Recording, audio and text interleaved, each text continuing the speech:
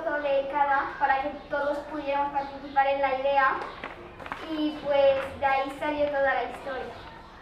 Unos alumnos de sexto de primaria, toda la clase obviamente, quedan para jugar su juego favorito, que es Pichi, y mientras que estamos jugando una compañera se cae.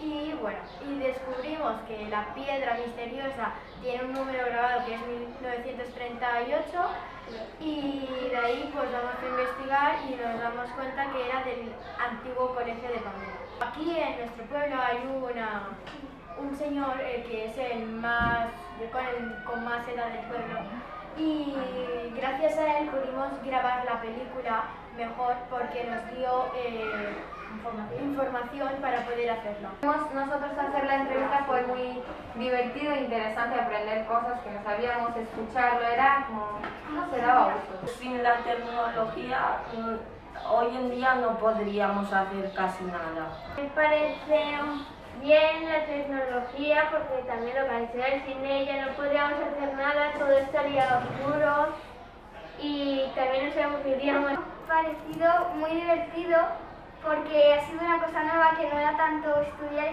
y hacer deberes. Me ha parecido divertido, me ha dado un poco de risa algunas tomas de la película. Es una experiencia nueva y sí, la recomiendo, es muy divertida.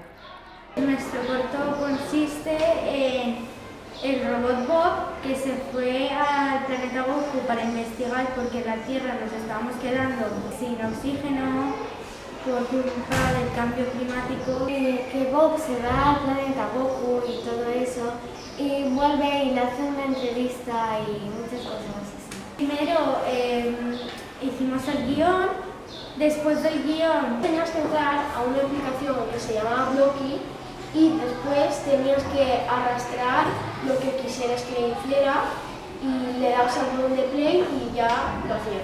y luego hicimos el storyboard y luego ya grabamos y hicimos todo el corto. Imágenes de lo que ocurre, de la escena, de las personas que salen y eso.